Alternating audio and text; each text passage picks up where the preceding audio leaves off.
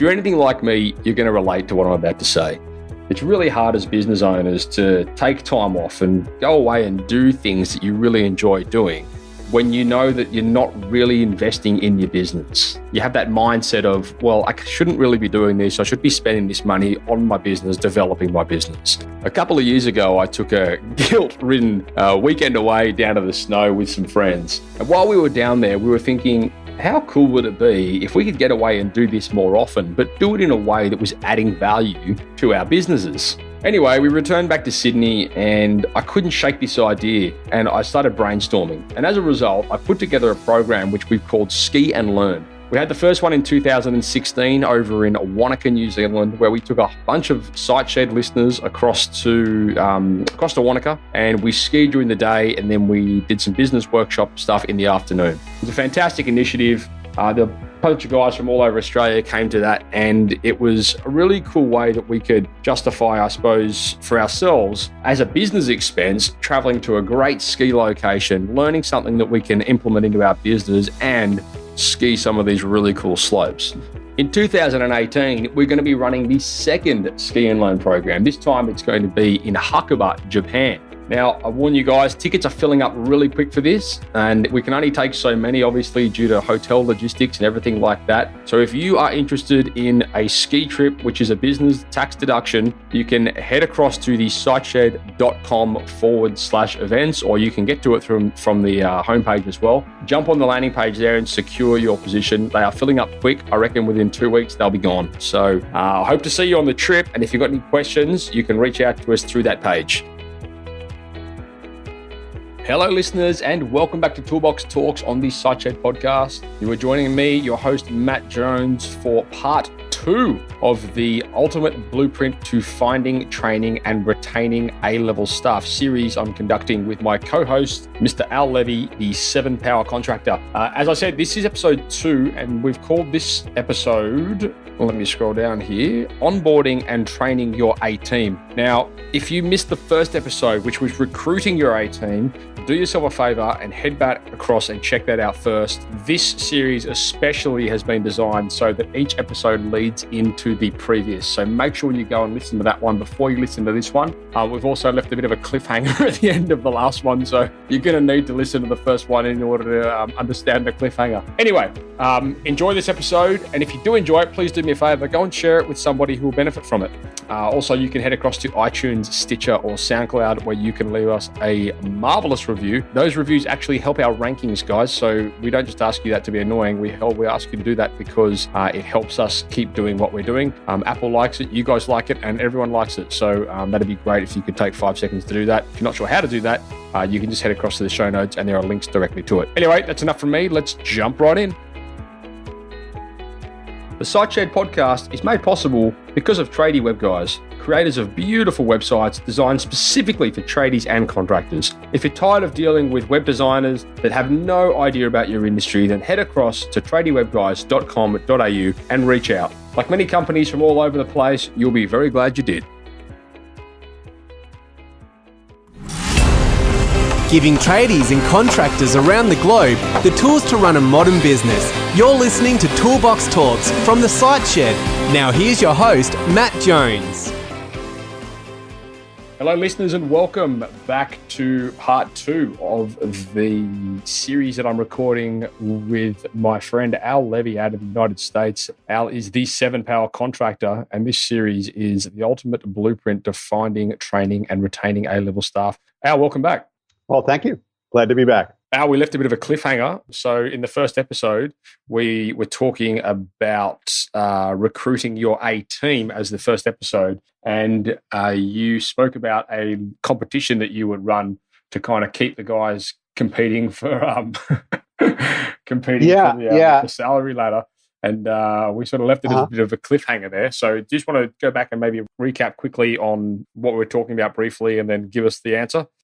Yeah, so I was always in the recruiting mode, and there was, in my budget, there was money apportioned and time spent to always be recruiting.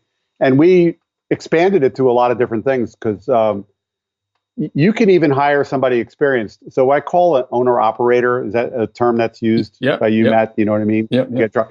So Please, anybody who's an owner operator, don't write me a nasty letter, or email. Here's what I'm going to say: is it's a life of misery. It's a life of misery. You guys kill yourselves, work all day, answer the phone, finally get home. You got to do the bills, and you got to try to get to sleep and start all over again. And by the time you reach 50, 60, and 70, your body is talking to you in ways that is not pleasant. And it can't hand this business off to anybody. And so really, I also marketed to them and recruiting them. And so I would recruit them to come work for me. They brought their calls with them. They brought their expertise with them. So I actually wrote a recruiting ad that said, tired of working for yourself and not getting everything you wanted out of it. And that got me a lot of response. Now, that does, just because they respond doesn't mean you have to hire anybody. Right. Please make sure everybody understands what I'm saying here. But as you transition from recruiting to the hiring orienting phases that we're moving to, is just think of it as like a top of the funnel. The bigger you make it at the top of the funnel, the better the results will make it downstream. Mm. Yeah, interesting. And so in this episode, we're going to be talking a little bit more, Al, about onboarding, training staff, staff orientation, all that kind of thing. I know in my experience anyway, that is probably one of the fundamental elements to the success of employing a staff member correctly. I mean, I know I've been in scenarios myself where I've seen people come into organizations that potentially could have been everything they wanted. And because they were onboarded so poorly, at the end of the day, it was a management problem. Yep. And as a result, it turned back. So, well, it turned around on the staff member as they obviously weren't the right fit, which, I think was kind of a bit of a cover up for the fact they just were shit at onboarding them themselves. Yes, exactly right. And I'm going to fit two stories to that. So I told you the story about, how people would leave us and then we'd be in desperation. So now go back to that scenario. So we recruited them, we hired them, and really we just give them the keys, get in the truck and go as fast as you can. And then we would have the insane conversation, which you just mentioned about, oh, that was a dumb thing. The guy didn't really know. Well, yeah, because we were busy pointing the finger at them and not at ourselves. Right. So if you are, again, not proactive in recruiting and not proactive in hiring, and then this orientation process, they can't get off to a good start. They can't know what you want. They need to spend time, at the very least, partner them up with the best people you'd like to clone and mirror. Mm-hmm. And that's really the key thing. So yeah, does it mean a little extra time? Does it mean a little extra money? It's a pittance. It's nothing compared to getting these people off on a bad track. Yeah. Because that's really how they'll stay longer. So this is the weird part I was talking about. The better you recruit, the better you hire, the better you orient, the better you train. Retaining is a result of that. Gotcha. So and that's what you were talking about, where either you drop the axe on this guy in the retraining, or they just go, well, this company is totally screwed up. I'm out of here. Yep. Because you did a lousy job or no job in the orientation process. So what I recommend and what I teach my people is we have a scripted 5 to 10 day process. We don't wing it. So there are no steps skipped. Okay. Whether you're a person coming into the office or you're a person that's going out into the field, there is a 5 to 10 day scripted about what resources you get, what things that you do, what are you learning. Technology is so big today because everybody's working with tablets and the rest of the stuff. And, you have to know how to do that. So there's work inside, there's role plays to learn your system. If you have a sales system, if you have a technical system or whatever that is unique to the work you do, you need to orient them. And that is this big thing that I was missing for years. And again, it falls back because I was not proactive. But once you get proactive, you've done a great job recruiting. You've done a great job hiring. Now in the orientation phase, what are you doing in their first 5 to 10 days? Let me share a story. One of my proudest moment, one of the guys that I love dearly, Joe Haney, is a great service manager, now a great general manager at a company. And we were working together years ago, Matt, and he looks at me one day and he goes, the way I orient people affects their entire career no matter how long they're here. Mm. And I just looked at him and I go, what are you talking about? And he goes, well, think about it. You remember in America, you go from public school and then you graduate to junior high school and then you get into high school. And he says, remember what it felt like when you were the big guy in junior high school, and then you go to high school and you feel lost. Yeah. Well, whoever they came from, they made a big decision to leave wherever they left. And now they're on your team and they feel like that kid who's in a pool, no matter what age they are. Yeah. No matter what age they are. So your job in the orientation phase is to find a big brother, big sister, and have them take them under the wing as soon as possible. And if you have a scripted 5 to 10 day process for them, now the better you orient is dictated by the systems you have. So as you know, Matt, manuals are a big thing. Yeah. There's no winging it here. So if you're an AR/AP person, accounts receivable, accounts payable, there's a manual. And then we go through a training process. I'll do it. You watch, you read the manual. You sit in the chair, do it, follow the manual, I'll watch. I'm going to walk away and get a cup of coffee, come back and see how you did. And that's how we get them oriented in whatever office position, whether it's answering the phones, dispatching, accounts payable, accounts receivable, anything that's going on in the office. Well, the same thing applies to being a tech in the field, which is, I'll run the call, you watch, you read the manual. Then we're going to come back and you're going to be running the call and I'll watch. And that's how we get this, 5 to 10 day process. Yeah, gotcha. And even if you just have some tasks written down, they're going to be better. I mean, they got to know these things preferably before they're out in the field. That's why 5 to 10 days is so important. So, Al, is it a bit of when you're teaching business owners, this, look, realistically, it is a bit of a paradigm. If we're honest, they're probably not used to doing anything like that. And I think a lot of business owners in the back of their mind the whole time would be thinking, this is just costing me money. It's too unproductive. And of course, we know that's not the case. No, I get that. I was them. Listen to me, everybody. I was you. I totally was you. And I totally understand how you feel. Yeah. I do.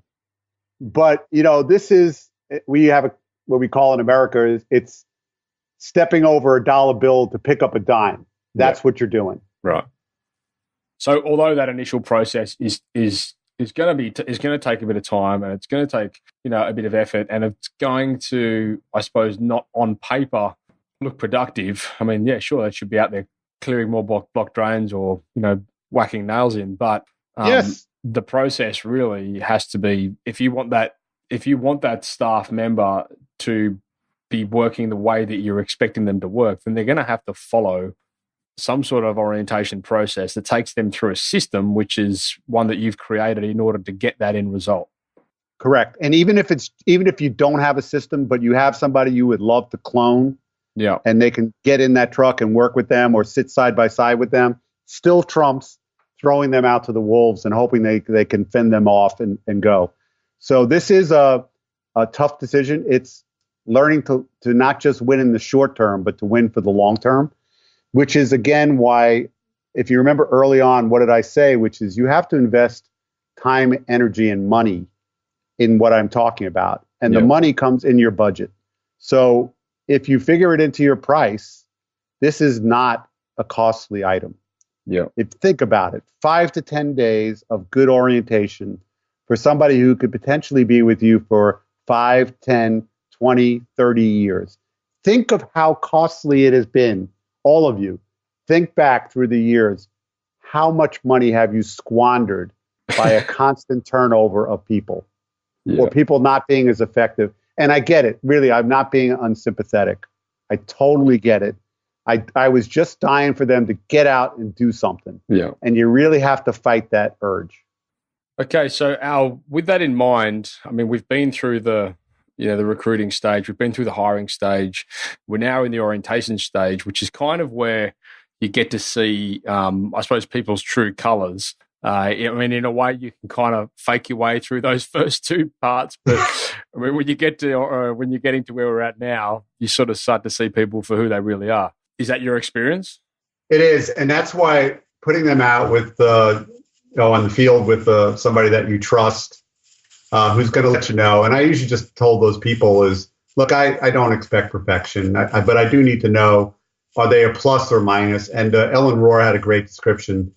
about do they make the light bulb brighter or do they make the light bulb dimmer? So because they're going to be careful about who they want to add to the team. Right. So you need to be careful who they are working with and orienting. And matter of fact, during the orientation process, sometimes I will shift them amongst one or two people I trust. Because sometimes a personality thing can come up. You don't really much know, but sometimes you don't have that luxury depending upon the size of the company that you are. And if you're they're going to be riding and working with you, or if your wife's in the office or your girlfriend or your whoever is in the office, and that you have to have somebody that you trust to give you the feedback. Yeah. And that begins to reveal itself during the orientation process about, are they picking it up?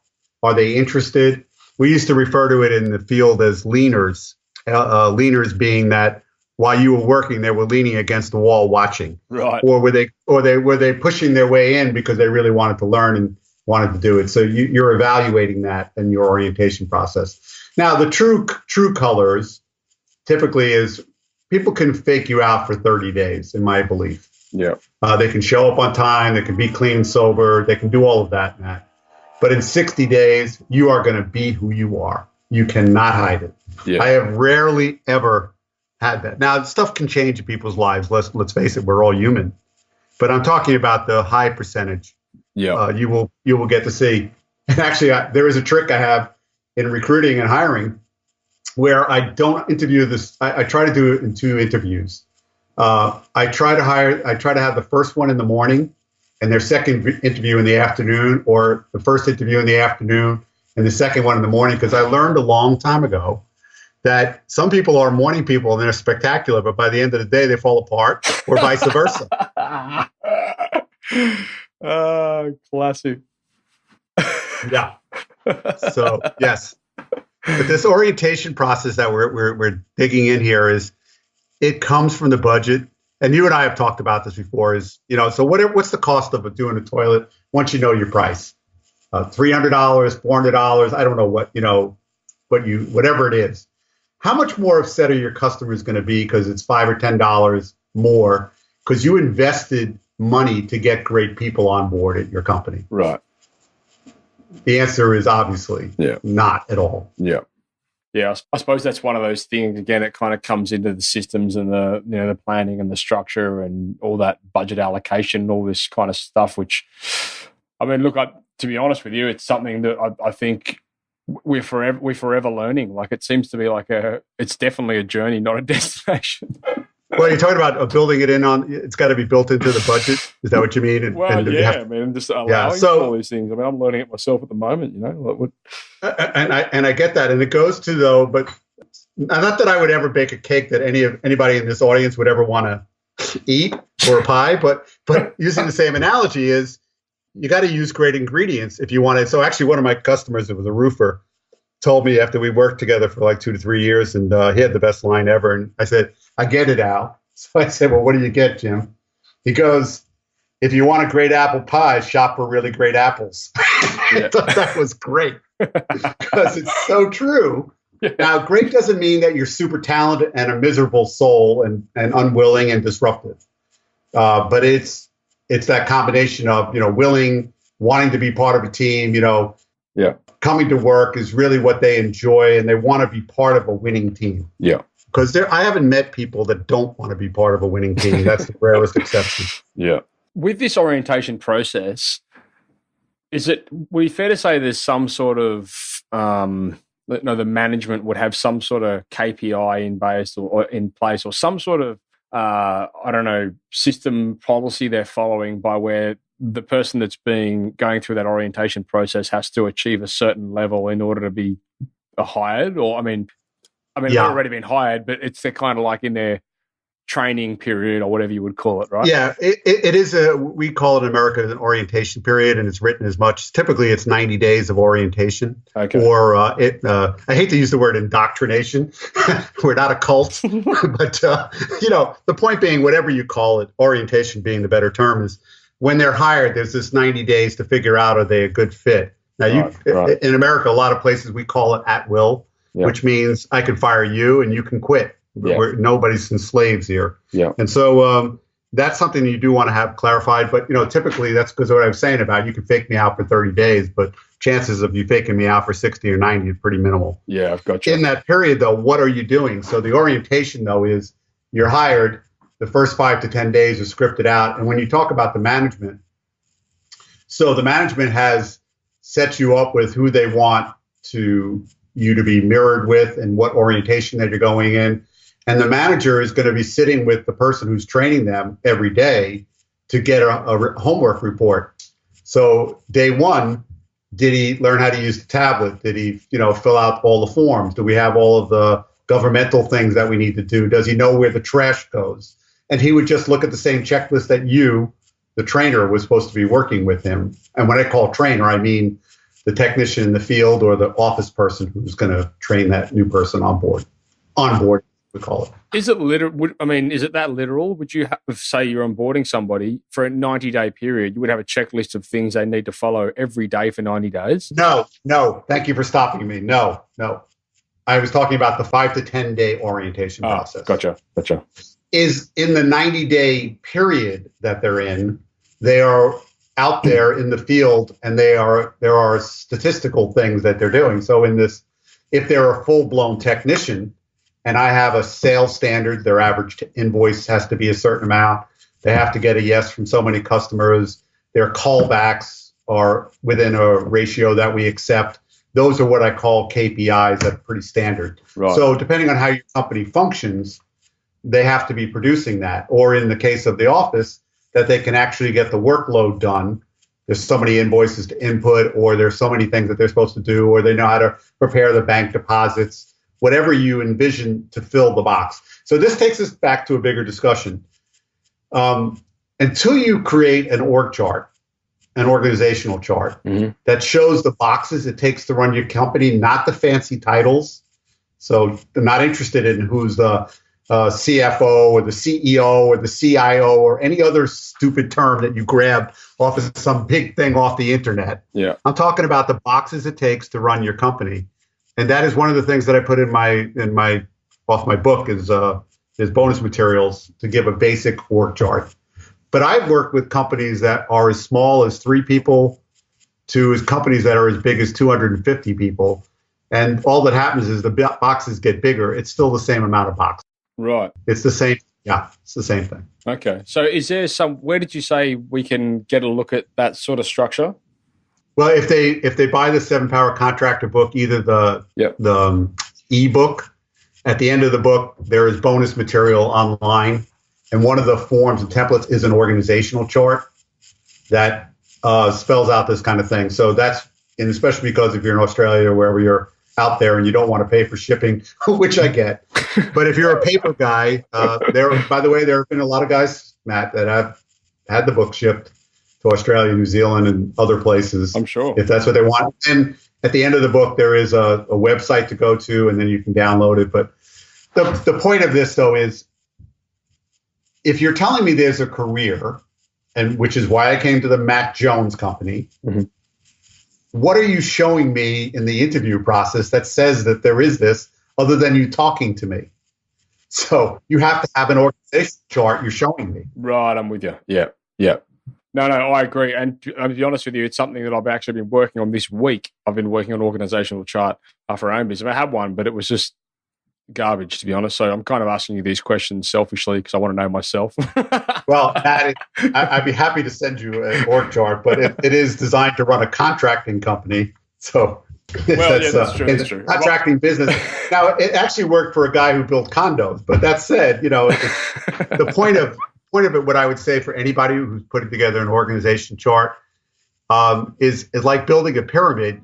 You don't start at the top block. You start at the bottom blocks. Yeah. So that's really what you want to be doing. But every company, so that kind of mirrors the 7 Power thing without getting too much into the details. Yeah. Is, there's the office staff, there's the service wing, there's an install wing, that is tied to you sold a big ticket. There's somebody who also makes sure that you fulfilled your promises when you sold the big item, the whole bathroom remodel, the whole new roof, whatever contracting thing that you do. Cool. Well, look, I think that more or less wraps up this episode, Al. Okay. I think I'm pretty happy with that onboarding conversation we've just had. For the listeners, once again, Al has left a cheat sheet, which is going to be available through the show notes. Head across there and grab hold of that because it will give you a bit more of a practical application towards what we've been talking about. You'll also find in there, Al's generously left a copy, the first chapter of the 7 Power Contractor, the book. So make sure you get a copy of that as well. Al, we're going to come back in the following episode, and we're going to talk about retaining your A team. And this is going to be an interesting one because that's a problem I know that a lot of listeners out there have told me they've had. So this is coming from the horse's mouth, so to speak. I'm hoping to talk a little bit more about, I suppose, training them and how to keep them on board and all that kind of stuff. So is there anything else you wanted to add to this recording, Al?